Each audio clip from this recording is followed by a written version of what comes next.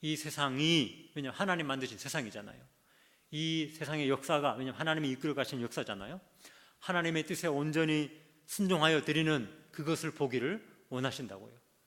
그렇게 하기 위한 전초 작업으로서 뭘 하시는가 하면, 모든 나라들이 다 하나님께 찾아오는 게 현실적으로 지금 힘드니까, 그러면 샘플로, 모델로 한 나라를 만들어서 하나님께 순종하고 하나님을 왕으로 모셔 섬기는 그런 나라를 만들기 위해서 지금 시내산에서 뭔가를 행하시는 거예요.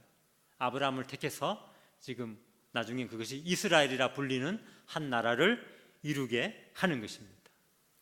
그러니까 이스라엘이라는 이 나라는 뭔가 하면, 하나님이 다스리시는 어떤 눈에 안 보이는 나라가 있는데, 그 나라를 구약 시대에 이 땅에 보이게끔 가시적으로 만든 그런 나라입니다. 하나님 나라의 구약적인 표현이에요. 사람들이 이스라엘 보면서 하나님 나라가 저렇게 생겼구나라고 볼 수 있는 모델 하우스인 것이죠. 그럼 우리가 살아가는 이 시대, 이 신약 시대의 하나님 나라의 가시적인 표현은 뭘까요? 바로 교회죠. 교회. 하나님 백성된 이 믿는 무리들의 공동체. 그래서 하나님 백성 아닌 사람들이 교회를 보면서 뭘 봅니까? 하나님이 저기 계시구나, 하나님이 저기서 다스리시는구나, 그걸 볼 수 있도록 하는 그런 눈에 보이는 기관인 것입니다.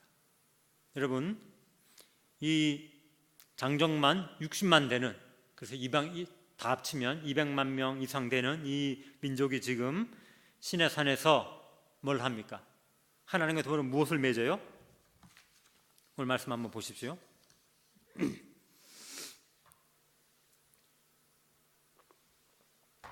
5절, 하나님과 무엇을 맺습니까? 너희가 내 말을 잘 듣고 뭘 지키면요? 내 언약을 지키면. 이제 하나님과 이들이 언약을 맺을 거예요. 상호 조약을 맺을 겁니다. 그 무슨 조약입니까? 그걸 잘 지키면 너희는 뭐가 된다는 겁니까? 그 뒤로 나오는 거, 모든 민족 중에서 내 소유. 그 다음에 6절에는 뭐가 된다고요? 제사장 나라, 그리고 거룩한 백성이 될 것이다. 무엇이에요? 하나님께서 아브라함의 자손들을 번성케 하시고 애굽에서 능력으로 불러내어서 이제 시내산에서 뭔가 하나님과 그들 가운데 어떤 계약을 맺으시는데, 못하기 위해서요? 이 모든 민족, 세상 모든 나라 가운데서 어떤 한 나라, 특별한 나라, 그것은 하나님의 나라죠. 그 나라를 세우시기 위함입니다. 다른 그 당시도 세상에 수많은 나라들이 있잖아요. 바벨탑 사건으로 이 언어가 나뉘니까 같은 말 쓰는 사람들끼리 흩어져서 삽니다. 그 민족들이 민족을 이루고 부락을 이루고 또 나라를 이루고, 어떤 나라는 큰 나라 이루고 어떤 나라는 그냥 한 부족으로 살고. 그럼 거기 누가 다스려요? 부족에는 추장이 다스리고, 나라에는 또 힘센 놈이 왕이 돼가지고 다스립니다. 어떤 방법으로, 어떤 기준으로 다스립니까? 그냥 자기의 전통대로 다스리죠. 혹은요, 힘이 세면, 독재하면 그냥 자기 말이 법이니까 자기 생각대로, 왕의 말대로 그렇게 다스립니다. 온 땅에 흩어진 수많은 나라들이 있고 민족들이 있지만 거기에는 하나님 나라가 지금 있을까요? 없을까요? 없습니다. 그 어디에도 없어요. 하나님을 인정하는 사람도 없고 하나님을 왕으로 모셔드리는 나라도 없습니다. 자기들끼리 왕이 되려 하고 자기들끼리 왕이 되기 위해서 싸우는 그런 나라들만 있습니다. 하나님을 왕으로 섬기지 않고 사람을 혹은 다른 신들을, 우상들을 왕으로 섬기는 나라들 뿐이에요. 그런 나라들 가운데 하나님의 뜻은 무엇이라고요? 너희는 모든 민족 중에서 내 소유, 제사장 나라, 거룩한 백성이 될 것이다 라는 것이 지금 하나님의 목적입니다. 그것이 구약 이스라엘 나라가 세워진 목적이에요. 그러면 그 이스라엘은 어떻게 살면, 그 나라는 어떻게 하면 그런 하나님의 나라가 됩니까? 그래서 하나님이 너희가 내 나라가 되기 위해서는 이것은 해야 하고 이것은 하지 말아야 한다라는 것을 그 언약의 조항들에게 조목조목 적어줘요. 그것이 뭔가 하면 우리가 잘 아는 10계명으로 대표되는 율법이에요. 율법. 구약의 이것은 하라, 저것은 하지 말라. 예, 그거 아시잖아요. 출애굽기 20장부터 나오는 쭉 나오고, 레위기 보면 정말 읽기 힘든 부분들 있잖아요. 뭐 제사는 이렇게 드리고, 나병 환자는 이렇게 하고, 고등어를 먹지 말고, 삼겹살 먹지 말고, 다 그런 내용들이 있잖아요. 신명기 가면 그걸 또 한번 반복을 해요. 그것이 뭔가 하면 율법이에요. 율법. 하나님 나라가 되기 위해서, 내 소유 제사장 나라 거룩한 백성이 되기 위해서 너희가 마땅히 해야 할 바, 너희가 하면 안 되는 그걸 그렇게 조항으로 내줍니다. 유대인들은 그 조항에 관심이 많아가지고 그걸 이제 종목별로 다 항목별로 분류를 해요. 어떤 사람은 뭐 1000가지로 분류하기도 하고요. 어떤 사람은 한 613가지로 중복되는 게 있으니까 추리니까 603가지더라 라고 하기도 하고 그렇게 말합니다. 그럼 그 모든 것의 핵심적인 내용은 그럼 뭘까요? 뭐 어떻게 하란 말입니까? 어떻게 하란 말입니까? 예수님 시대에도 율법학자들이 그 조항이 너무 많으니까 막 통폐합해보고 분류해보고 하니까 뭐가 중요한가, 뭐가 더 핵심적인가 하는 것을 예수님께 와서 물어봅니다. 뭐라 물어봐요? 랍비요? 이 율법 중에서 어느 계명이 가장 큰가를 물어봅니다. 예수님 뭐라 그러셨어요? 뭐가 제일 크다 그러셨어요? 마음을 다하고 뜻을 다하고 힘을 다하여 하나님을 사랑하라. 그리고 내 이웃을 사랑하라. 율법을 복잡하게 생각할 거 없습니다. 그것은 하나님을 사랑하라는 것이고 내 이웃을 사랑하라는 것입니다. 그게 하나님의 뜻입니다. 하나님께서 이스라엘을 당신의 나라로 삼으시면서 너희들이 이제부터 내 나라니까 무슨 짓을 해도 좋다, 뭘 해도 좋다, 너희들은 무조건 내 나라요, 무조건 내 소유요, 내 백성이다, 그렇게 말씀하신 것이 아닙니다. 5절 다시 보세요. 내 말을 잘 듣고 뭘 하면요, 내가 지금부터 말하는 이 언약을 잘 지키면 내 소유 제사장 나라가 될 것이라는 것입니다. 그리고 언약에는 항상 조건이 있어요. 아담과 하와에게도 하나님은 모든 것을 다 허용했지만 그래도 뭐가 있어요? 금기사항이 그래도 딱 하나는 있어요. 그게 뭡니까? 동산 중앙에 있는 선악을 알게 하는 나무는 먹지 말라는 것입니다. 너희가 그것 먹어도 좋다, 그렇게 하진 않으세요. 네. 사람이 지킬 만한 것은 제시하시고 언약을 맺으시는 것입니다. 그래서 그 율법이라는 게 뭔가 하면 하나님 나라의 통치 원리예요. 하나님 나라의 법입니다. 법. 적어도 구약 이스라엘 백성들은 그 법을 따라서 살아야 해요.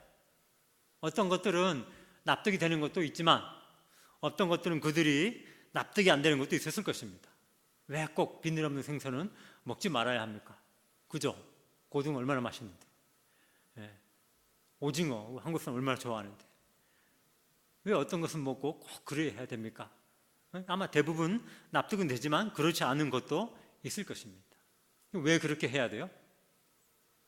하나님께서 그렇게 하라고 하셨기 때문에 그렇게 하는 것입니다.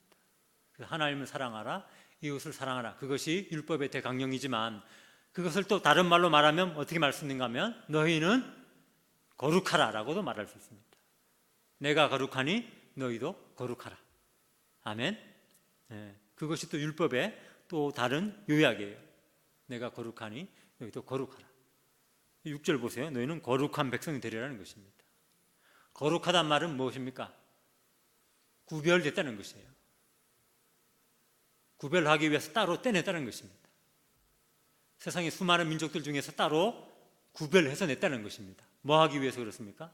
하나님을 왕으로 섬기는 하나님 나라가 되기 위해서 그렇게 구별해냈다는 것입니다. 그러니까 질적으로도 그들이 종교적으로나 윤리적으로나 사회적으로도 어떻게 해야 돼요? 구별되어서 다른 나라들, 자기 멋대로 힘센 사람 마음대로 하는 그 나라들과는 다른 원리대로 살아가야 합니다. 다른 신을 섬기면 안 되죠. 하나님은 왕이시니까. 구약 율법의 중요한 정신이 아까 그랬잖아요. 이웃을 사랑하라.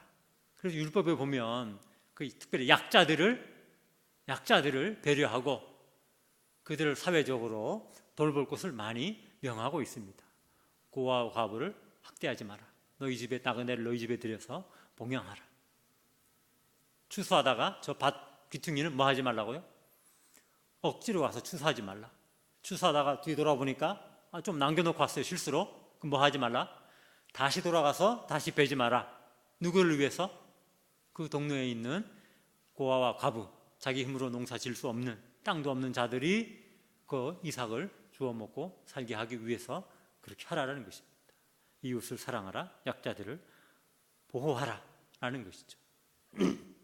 하나님께 세우시는 나라의 더 깊은 의미가 그 6절에 나오는 오늘 말씀의 제목처럼, 말씀의 제목이 제사장 나라가 되리란데요, 제사장 나라가 되며라는 이 말 속에 들어 있습니다. 제사장 나라, 구약 이스라엘은 제사장 나라가 될 것을 하나님이 명하세요. 제사장 나라. 여러분, 제사장은 두 가지 의미로 볼 수 있는데요. 첫 번째는 제사장은 그 직분 자체, 그 사람 자체가 아주 특별한 임무를 위해서 특별히 거룩함을 입은 자들이에요. 구약 제사장 하나님이 기름을 부어서 세우죠. 온몸을 다 이제 물로 씻기고 또 특별하게 제작된 제사장 옷을 입히고 기름을 부어가지고 싹 새롭게 해서 특별한 직임을 맡기는 것입니다. 그 특별한 직임이 뭡니까? 구약에서는 하나님 앞에 나아가서 그 제물의 피를 가지고 하나님께 나아가서 뿌리는 것. 인간을 대신해서, 인간을 대표해서 하나님께 나아가는 그런 특권, 그런 사명을 가진 사람들입니다. 그러니까 이 사람들은 일반 사람들과는 다른 수준의 거룩함, 구별됨이 요구돼요. 예를 들면 제사장은 자기 어머니가 죽어도 뭘 못해요? 자기 집에, 상갓집에 못 갑니다. 왜? 시체를 가까이 하는 것은 그 당시에 부정한 거기 때문에 그렇게 안 돼요. 일반 백성들은요, 가서 다 하고 장례 치르고 나중에 물로 씻고 옷을 빨고 제물을 드리면 정결케 돼요. 근데 제사장은 그것 자체도 아예 가지도 못해요. 자기 부모님 상나도. 그 정도입니다. 왜 그럴까요? 특별한 직무를 맡은 사람들이기 때문에 그런 것이죠. 두 번째 제사장들의 임무는 뭔가 하면 백성들이 하나님을 만나러 나올 때 그들이 하나님께 나아갈 수 있도록 중재하는 것입니다. 중재.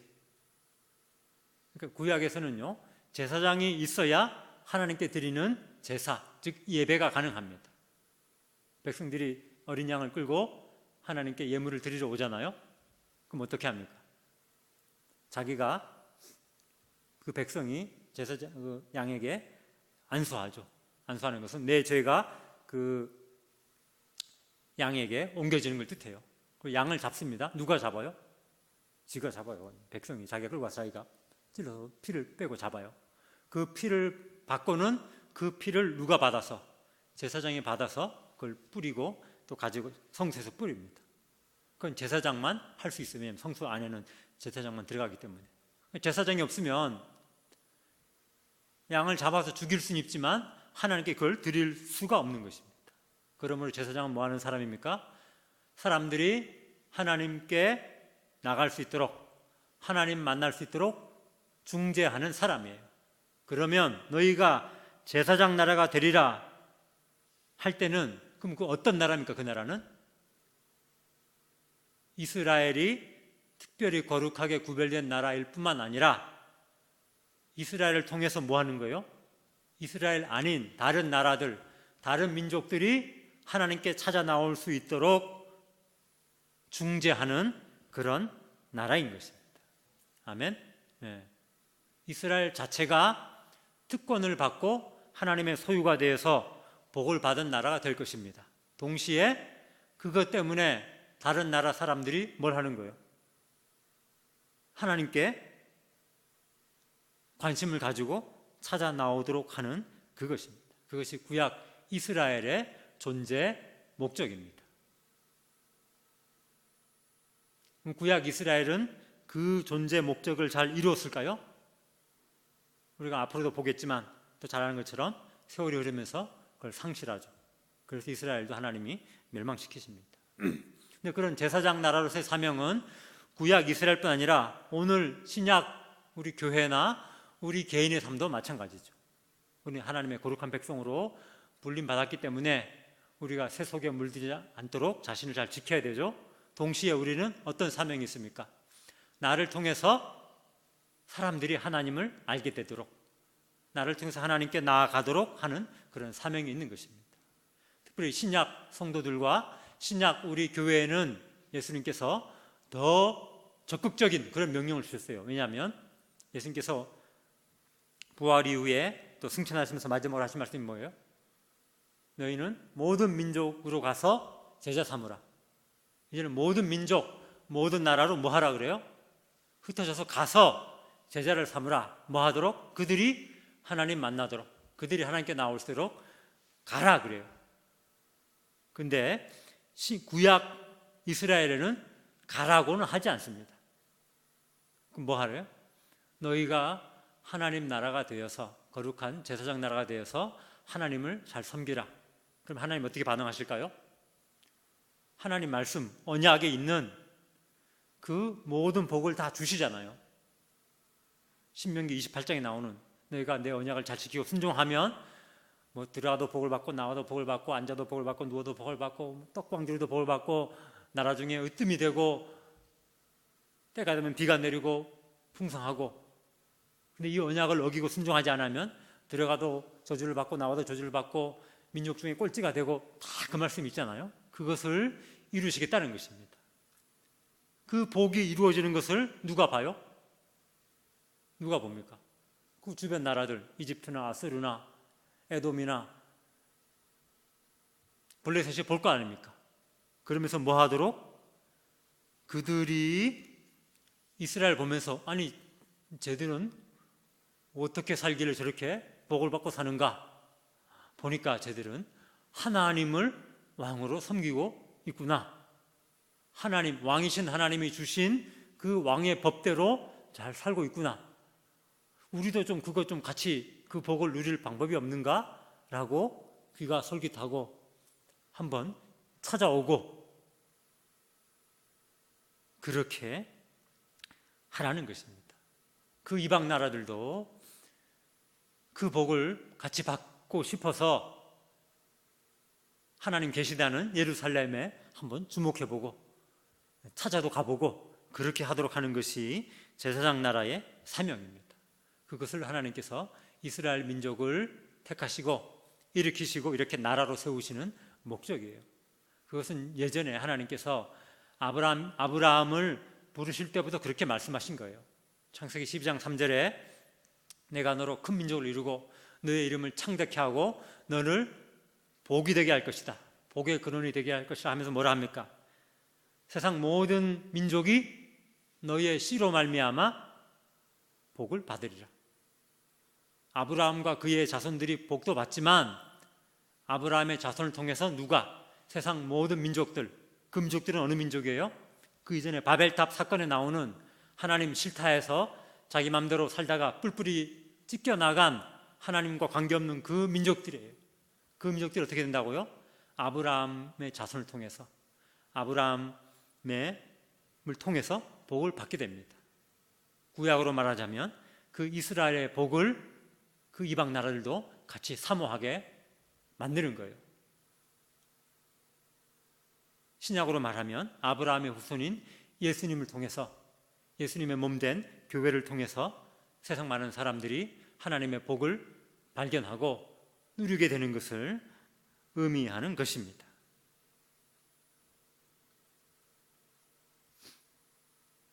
아까 말씀드린 것처럼 그러나 이 이스라엘 백성들은 그 사명을 잘 감당하지 못합니다. 잘 감당하지 못해요. 점점 이상한 길로 나가더만 이제는 제사장 나라로서 완전히 맛을 잃게 되죠. 자기들의 거룩함 자체도 잃어버립니다. 제사장으로서의 거룩함도 잃어버려요. 하나님 대신 우상을 섬기고 하나님의 이 거룩한 율법 대신 세상의 법들을 자꾸 수용하기 시작합니다. 스스로 더러워진 거죠. 사람들이 더러워지고 마음이 더러워지고 그 땅이 더러워집니다. 당연히 그러니까 다른 여러 나라들과 민족들이 이스라엘을 통해서 하나님을 알게 되고 이스라엘의 하나님을 찾기 위해서 그들이 예루살렘으로 하나님의 성전으로 나오는 그 사명도 감당하지 못합니다. 대신 어떻게 됩니까? 다른 민족들에게 조롱을 받으면서 조롱거리가 되죠. 우스갯거리가 되죠. 오히려 다른 민족들이 하나님께 나오는 것을 막는 그런 걸림돌이 되고 마는 것입니다.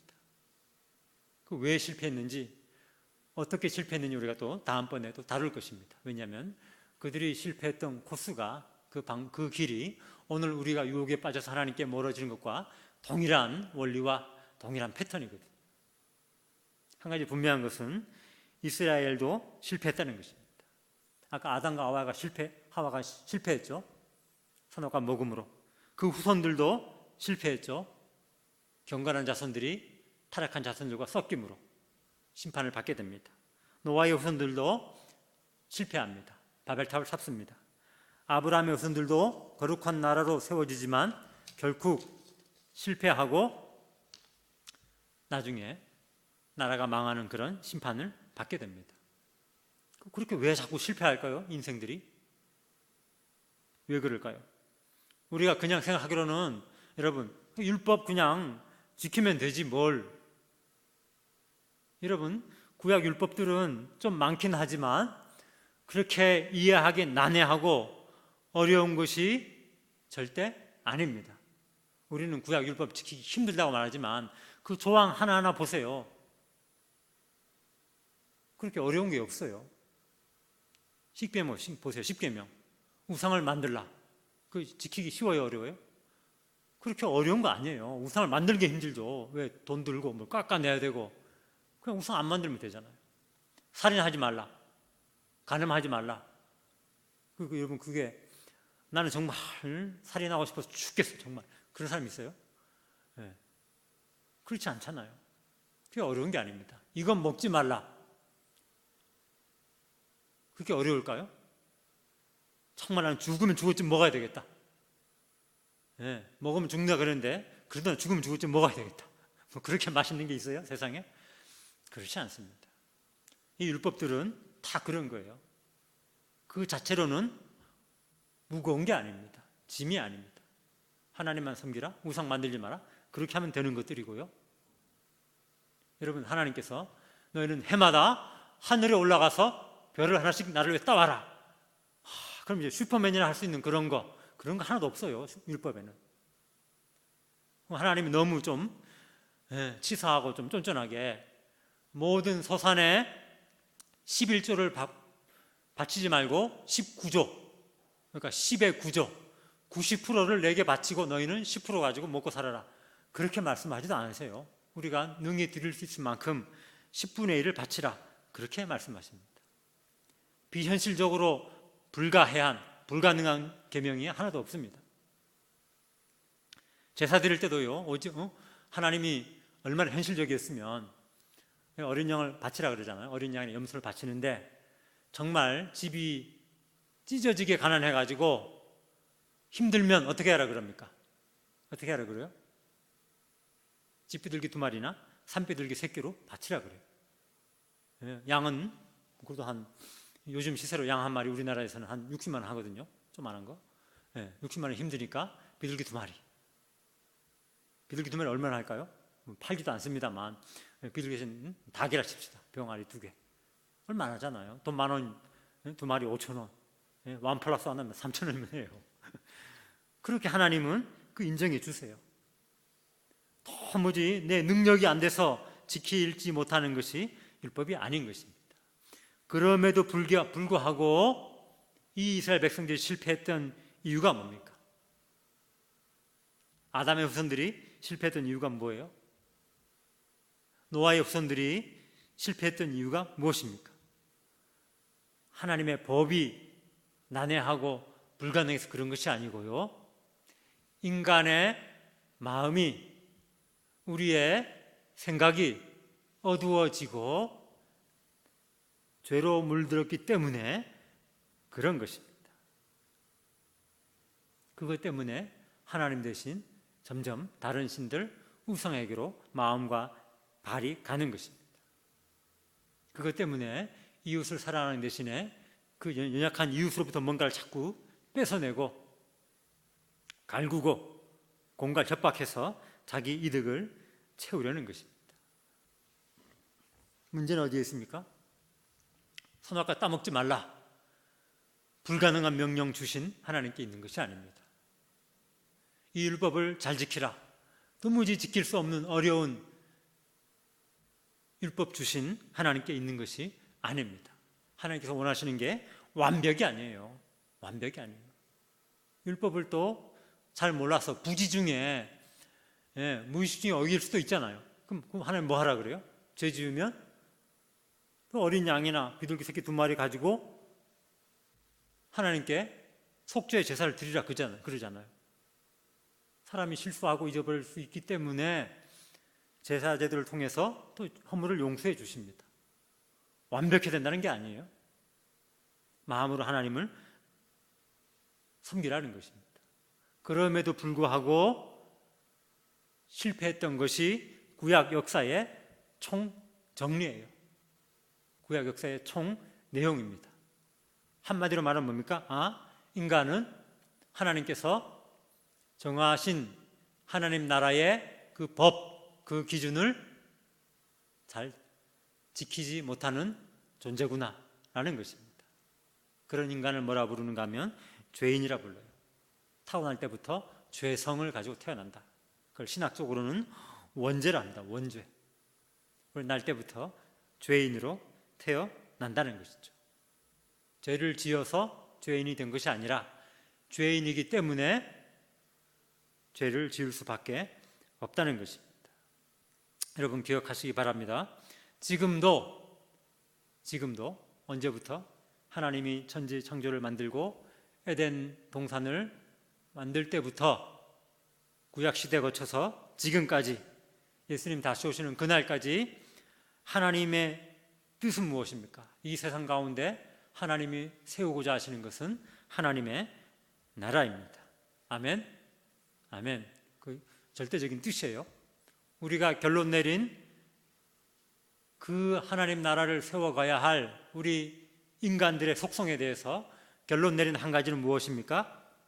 그것은 우리의 힘과 우리의 자원과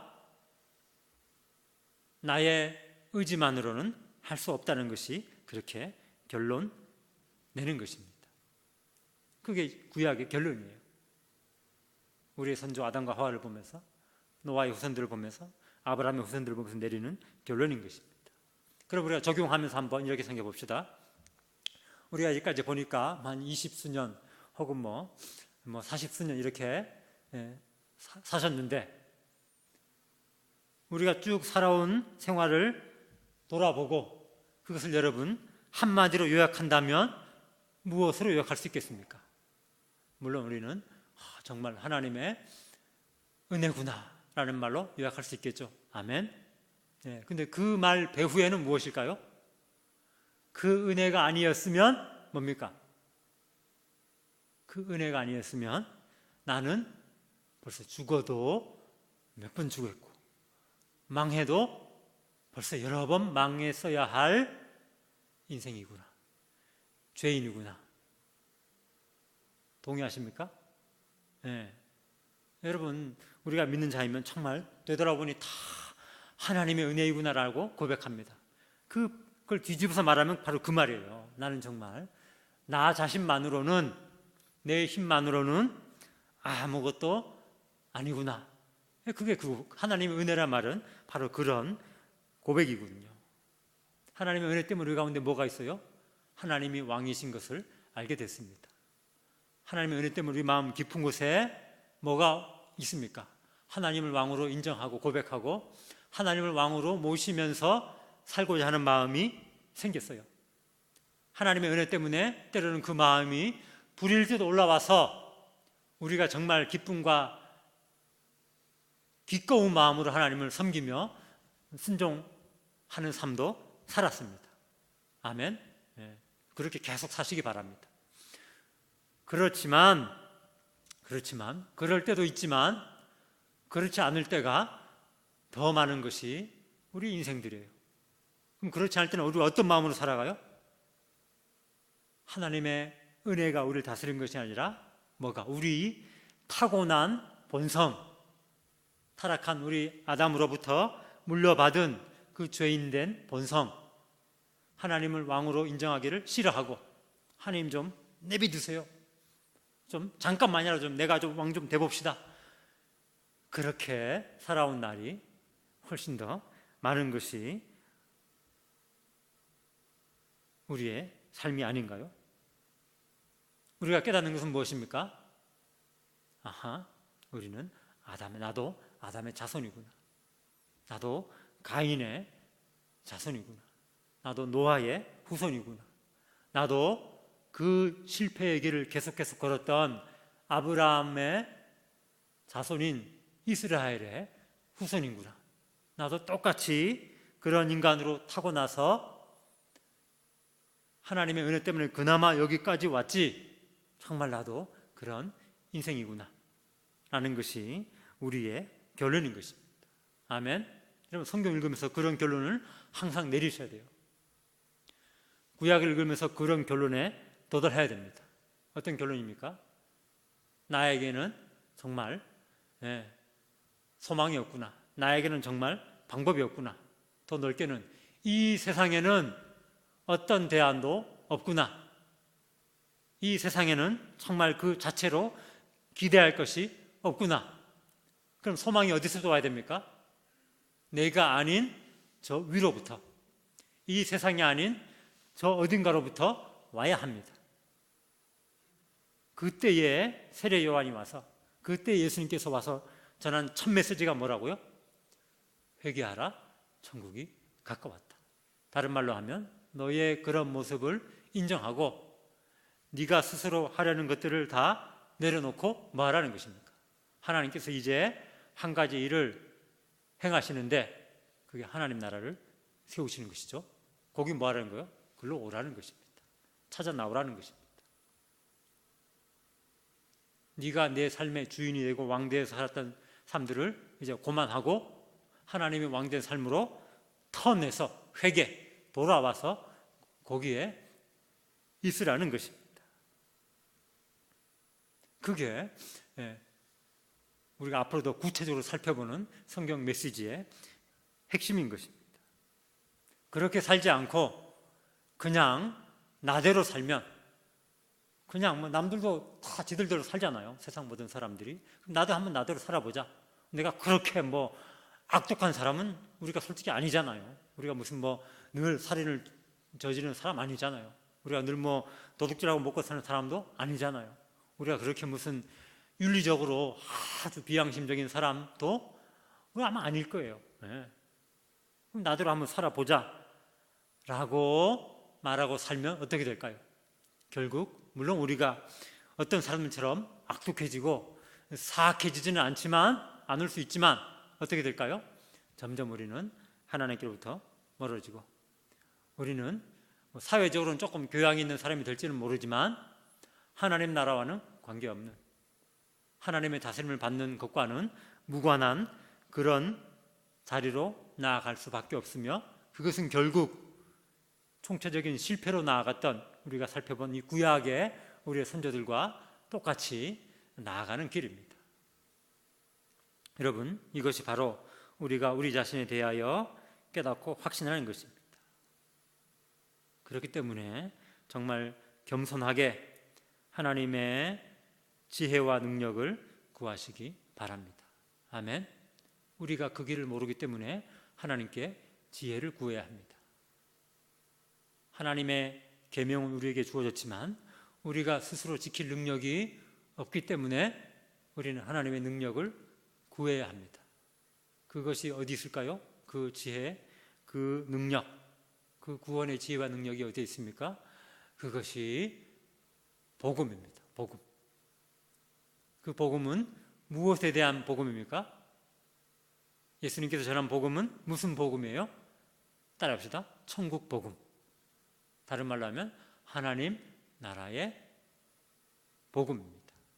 하나님 나라의 복음. 아멘. 그 복음을 받아들이기 위한 전투적인 작업이 구약 성경이에요. 그 핵심 내용이 뭘까요? 나도 이 인간들과 똑같은 사람이군요. 주님. 신약 시대에 바리새인들은 예수님 앞에서 사람 앞에서 뭐라고 항변했는지 아세요? 그때 우리가 있었으면, 그때 내가 살았으면 나는 안 그랬을 것인데. 하나님의 심판을 받았던 이스라엘 보면서 그때 그들은 우상 섬기고 하나님 버렸지만 바리새인들은 뭘 합니까? 나는 안 그랬을 건데요. 사람들이 막 선지자를 죽였어요. 그때 우리가 있었다면 우리는 안 그랬을 것인데. 그거에 대해서 예수님께서 그들을 뭐라 책망합니까? 그들의 모든 죄에 흘린, 피 흘린 죄가 너희 머리로 돌아갈 때 너희도 똑같은 인생이라는 것입니다. 자기들이 지금 율법을 잘 준수하니까 오버해가지고 교만해가지고 자기가 어떤 존재인지 지금 잊어버린 거예요. 하나님의 통치도 필요하고 예수님도 오실 필요 없는 사람으로 이 유대인들이, 바리새인들이 생각하는 것입니다. 예수님 뭐라 하십니까? 너희도 선지자들을 죽이고 하나님 버린 너희 선조들과 똑같은 인생이다라는 것이에요. 그러니까 뭐 하라는 겁니까? 그거 인정하고, 예, 주님 맞습니다. 예수님이 아니면, 예수님 선포하시는 하나님 나라의 복음이 아니면 나는 우리 선조들처럼 그냥 내 잘난 맛에 살다가 결국 어디로? 노아홍수처럼, 바벨탑처럼, 이스라엘의 멸망처럼 그렇게 갈 수밖에 없는 존재들입니다. 그럼 어떻게 해야 됩니까? 라는 인생들에게 하나님께서 이제 하나님 나라의 구원과 소망의 기쁨의 복음을 깨닫게 해주시는 것입니다. 아멘. 이 복음으로 더 충만하게 나아가는 저와 여러분 되시기를 간절히 바랍니다.